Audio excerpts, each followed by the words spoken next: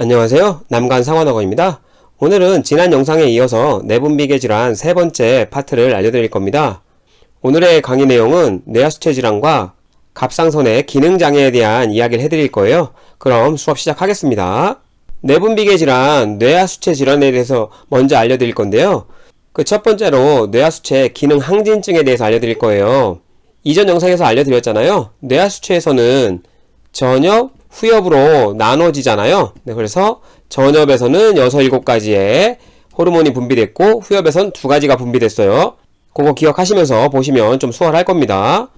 그래서 뇌하수체의 종양이나 증식으로 뇌하수체에서 분비되는 한 가지 이상의 호르몬이 과잉 분비되는 경우 뇌하수체의 기능 항진증이 발생하는 거고요. 성장 호르몬이 과잉 분비되게 되면 거인증이나 말단비대증이 초래될 수 있겠죠. 여러분 시험에는 성장 호르몬 분비와 관련해서 시험에 굉장히 잘 나오기 때문에 이 2가지만 일단 설명해 드리고 넘어갈 겁니다. 거인증은 성장판이 닫히기 전 어린이의 경우 성장 호르몬이 과잉 분비될 수 있기 때문에 과도하게 성장하게 되는 경우에 발생한다는 거 이전 영상에도 알려드렸습니다. 증상은 지나치게 큰 키예요. 그리고 장기의 비대.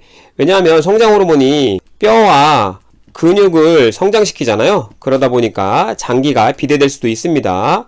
그리고 이 2가지를 성장시키려고 하다 보니까 혈당이 올라가야 돼요. 그래서 고혈당이 특징적이고 여러분 시험에 혈당을 올리는 호르몬 4, 5가지도 시험에 나왔었기 때문에 성장 호르몬은 혈당을 올릴 수 있구나 이렇게 기억해 두시면 좋을 것 같습니다.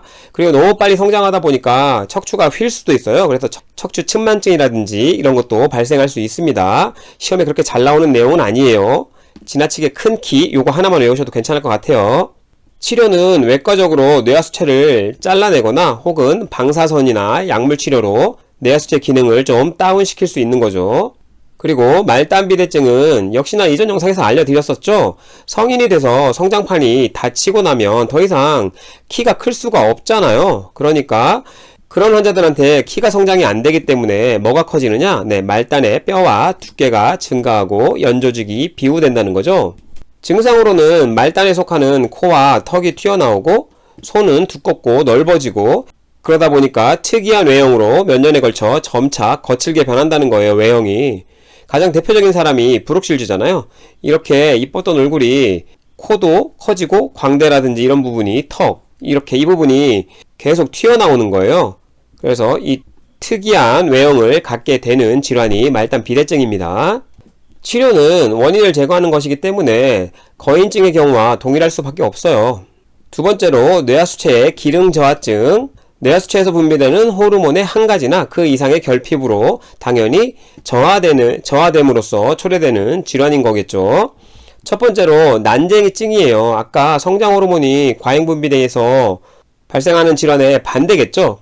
성장 호르몬이 결핍되는 경우에 이로 인해 성장이 저하돼서 발생하는 게 난쟁이증입니다. 조기에 진단되면 성장 호르몬 주사를 투여해서 당연히 성장을 시킬 수 있잖아요. 그래서 성공경 치료가 가능합니다. 두 번째 뇌하수체 기능 저하증은 갑상샘 기능 저하증이에요. 뇌하수체에서 분비되는 갑상선 자극 호르몬이 결핍되기 때문에 갑상샘을 자극하지 않겠죠? 그래서 갑상샘 호르몬이 분비되지 않아서 발생하는 질환이고요. 치료는 당연히 갑상샘 호르몬을 투여하면 돼요. 갑상샘 호르몬 여러분 시험에는 티록신으로 나온다 그랬잖아요. 그래서 답으로 티록신이 나올 수 있습니다. 이걸 투여함으로써 치료가 가능하겠고요. 이 내용은 조금 이따 더 디테일하게 알려드리겠습니다. 시험에 좀 자주 나오는 질환이기 때문에 조금 이따가 더 자세하게 알려드릴게요. 세 번째 뇌하수체 기능 저하증은 부심피질 기능 저하증이에요. 왜냐하면 뇌하수체에서 부심피질 자극 호르몬이 결핍되면 당연히 부심피질을 자극하지 못하겠죠. 이 자극이 되지 않기 때문에 그 결과로 부심피질에서 분비되는 호르몬이 감소하게 됩니다. 이 부심피질에 관련된 건 다음 영상에서 알려드릴 테니까요. 다음 영상을 보시면 될 것 같습니다. 그 외에 뇌하수체 기능 저하로 성샘을 자극할 수 없어서 성샘 호르몬이 분비되지 않게 되면 성샘 자극 호르몬은 성샘을 자극하는 거잖아요. 그래서 성샘이 자극되지 않으면 성샘 호르몬이 분비될 수가 없잖아요. 대표적으로 에스트로겐이나 그리고 프로게스테론, 남성은 테스토스테론, 대충 적겠습니다. 이런 게 분비되지 않기 때문에 불임이나 성욕 및 2차 성징이 감소될 수 있다는 거죠. 여러분 시험에 뇌하수체 관련 질환은 가장 잘 나오는 게 난쟁이증, 그리고 거인증, 말단비대증 이 세 가지이기 때문에 요것만 기억하시면 되고요. 이 내용에 대해서는 추후에 영상에 다뤄드릴 거기 때문에 거기서 보시면 될 것 같습니다. 자, 내분비계 질환, 갑상샘 질환, 갑이죠. 갑상샘 질환에 대해서 알려드리겠습니다. 갑상샘은 기관의 바로 앞에 위치해서 티록신 같은 호르몬을 분비한다. 그래서 티록신은 갑상선 호르몬이다. 꼭 기억하시고, 그림을 보시면 이렇게 기관 앞에 위치합니다. 갑상샘이. 요게 갑상샘이고요. 여기서 분비하는 호르몬이 티록신이 되는 거죠. 갑상샘 호르몬의 기능은 세포의 대사율을 조절하고 어린이의 성장을 촉진하고 신경의 발달에 관여하고 점액의 배출 기능이 있다는데, 요 기능을 기억 잘 하셔야 여러분이 갑상샘 기능 항진이든 기능 저하든 여러분이 이해하실 때 굉장히 편해요. 꼭 외우셔야 됩니다. 그래서 세포의 대사율 조절은 어렵게 생각하지 마시고 갑상샘 호르몬이 기초 대사를 조절한다 이렇게 생각하시면 돼요. 이거 꼭 기억하세요. 기초 대사 조절. 그리고 어린이의 성장을 돕는다. 신경 발달에도 역시나 관여한다. 그리고 점액의 배출 기능이 있다. 요거는 시험에 그렇게 잘 나오는 내용은 아니지만 그래도 알아놓으셨으면 좋겠습니다. 점액은 진피 내에 존재하는 액인데요. 이게 갑상샘 호르몬에 의해서 배출이 돼요. 그러면 갑상샘 호르몬 기능이 떨어지게 되면 이 녀석이 배출되지 않겠죠. 일단 이렇게 기억하시면 좀 이따 더 디테일한 내용을 알려드릴 겁니다. 그래서 갑상샘 질환 첫 번째, 갑상샘 기능 항진증에 대해서 알려드리겠습니다. 갑상샘 기능 항진은 과량의 갑상샘 호르몬에 조직이 노출됨으로써 생리적, 생화학적 장애를 초래하는 것. 어렵게 적었지만 갑상샘 호르몬이 과잉 분비되게 되어서 발생하는 질환인 거예요. 이전엔 알려드리지 않았지만 이 그림을 보시면 시상하부에서 갑상선 자극 호르몬, 분비 호르몬을 분비해요. 그러면 이 녀석이 뇌하수체 전엽을 자극하게 되는 거죠. 그러면 뭐가 분비되냐? 갑상선 자극 호르몬이 분비되게 됩니다. 이건 여러분이 알고 계시잖아요. 그러면 시상하부는 기억하지 않으셔도 괜찮아요. 일단 뇌하수체 전엽이 갑상선 자극 호르몬을 분비해서 갑상선을 자극하게 된다는 거 꼭 기억하시면 됩니다. 그럼 뭐가 분비되냐? 갑상선 호르몬이 분비되게 되는 거죠. 그래서 뇌하수체 질환이 있을 때도, 종양 같은 질환이 있을 때도 이 갑상선 자극 호르몬이 과잉 분비되면서 갑상선 호르몬이 과잉 분비될 수도 있고, 일차적으로 갑상선의 문제로 갑상선에 종양이나 이런 게 생기면서 갑상선 호르몬이 많아지는 경우도 있습니다. 원인은 다양해요. 하지만 결과는 뭐냐? 갑상샘 호르몬이 과잉 분비되면서 이 질환이 발생한다는 거죠. 그래서 이름이 갑상샘 기능 항진증이에요. 그레이브스 병의 형태로 가장 흔히 나타나서 여러분 시험에는 갑상샘 기능 항진이면 그레이브스 병으로 굉장히 잘 나옵니다. 꼭 기억해 두세요. 갑상샘 기능 항진이면 그레이브스 병 이렇게 기억하시고요. 기억하시기 어려우시면 갑부로 기억하셔도 돼요. 갑상선 부자. 그럼 갑상선 기능 항진을 얘기하고, 여러분이 외워야 될 이 호르몬 관련 질환 중에 부자가 들어가는 애는 얘밖에 없습니다. 그레이브스 병. 그래서 갑부, 갑상선 부자, 그레이브스 병 이렇게 해서 연결시켜서 그레이브스 병이 갑상샘 기능 항진증이라는 거 이렇게 외우셔도 괜찮을 것 같아요. 꼭 외우세요. 이 40대 젊은 여성에게 많이 나타나고요. 남자보다는 여성에서 거의 4-5배 더 많이 발생합니다. 갑상샘 질환은 기능 항진이든 저하든 무조건 여자가 더 많이 나타나요. 그래서 요즘은 여자가 갑인 세상이다. 갑상선 기능 항진증 여자가 많이 발생한다. 이렇게 꼭 외워두세요. 여러분 지문에도 나올 수 있습니다. 그럼 갑상선 기능 항진의 증상을 보면 위에 언급드린 이 4가지 기능을 잘 기억하시면 증상이 쉽게 떠올라요. 암기하지 마시고 이 위에 기능을 잘 보시면서 따라오세요. 대사의 항진 상태. 왜? 기초대사를 조절한다 그랬잖아요. 그래서 기능 항진이 돼 있으면 기초대사율이 올라가 있는 상태예요. 그렇기 때문에 체중이 감소하고요. 기초대사가 올라가 있기 때문에 더위를 잘 탑니다. 그래서 피부는 따뜻하고 땀을 많이 흘려 더위를 잘 못 참음. 시험에 다 나올 수 있는 내용이에요. 그리고 기초대사율이 올라가다 보니까 심기항진, 심장이 쿵쾅쿵쾅 뛰는 느낌을 받을 수 있겠죠. 그리고 빈맥이 잘 발생하고요. 위장관계 증상으로는 기초대사율이 높다 보니까 항상 배고파요. 그래서 식욕 증진, 공복감 등이 있을 수 있고요. 설사는 기초대사율이 올라가서 장이 빨리 움직인다고 생각해 보세요. 그러면 대장도 빨리 지나가겠죠. 잘 기억해 두세요. 대장은 수분과 전해질을 흡수하는 기관이잖아요.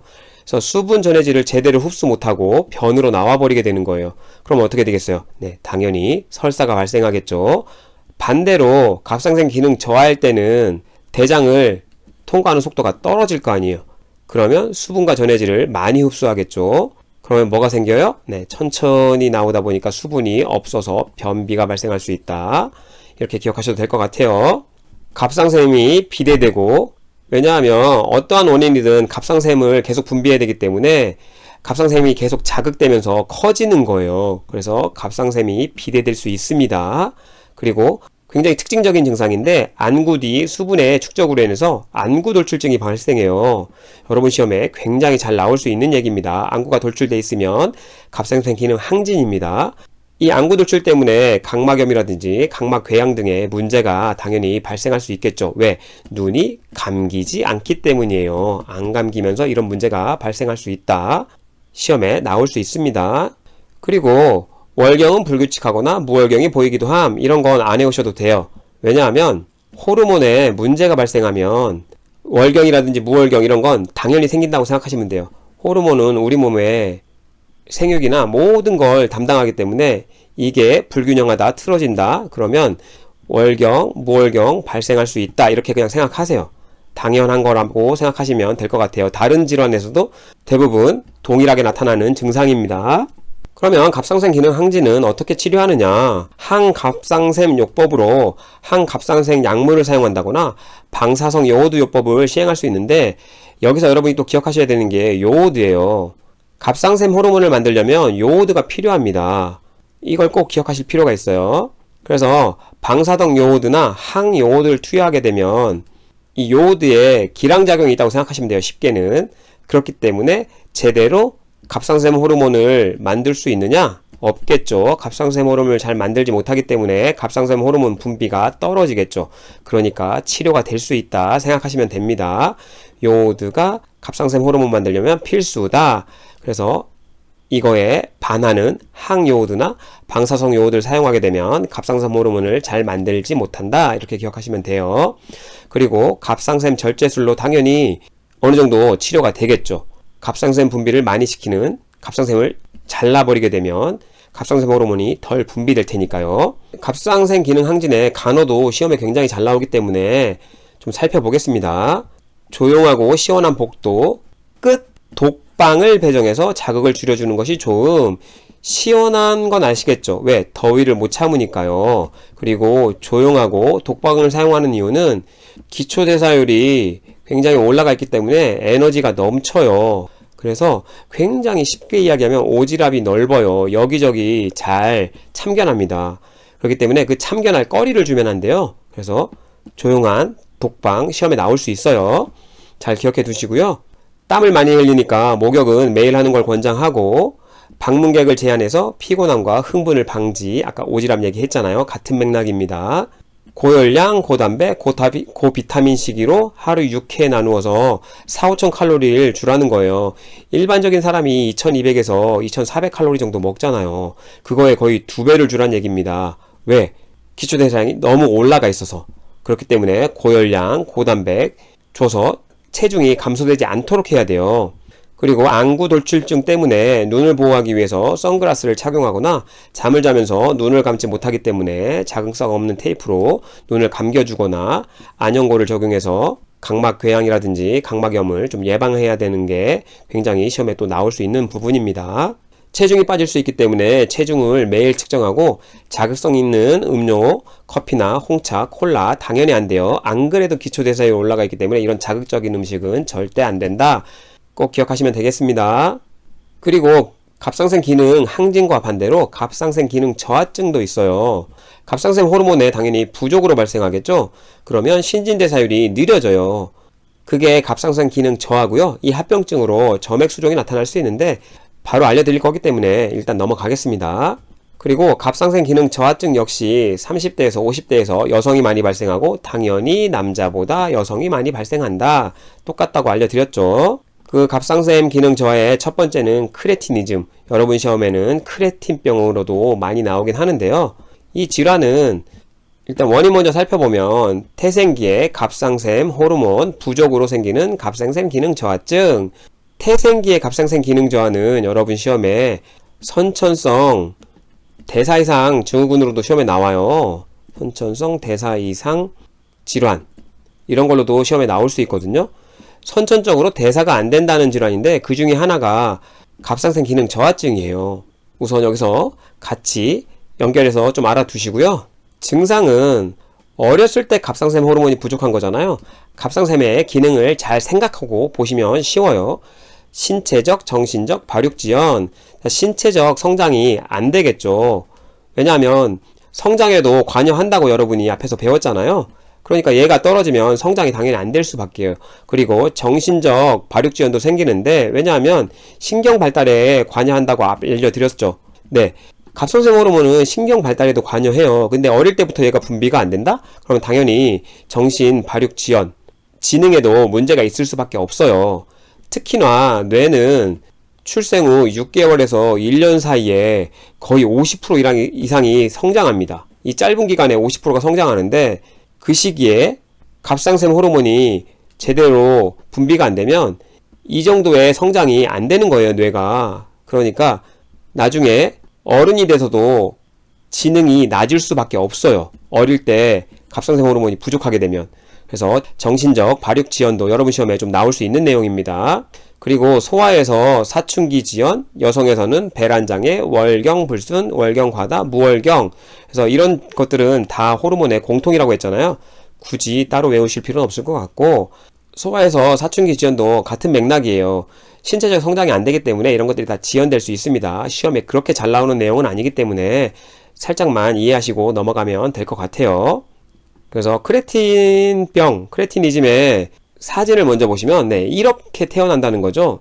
성장도 느리고 그리고 신경 발달도 잘 안 돼서 한마디로 요약하면 키 작고 덜하네요.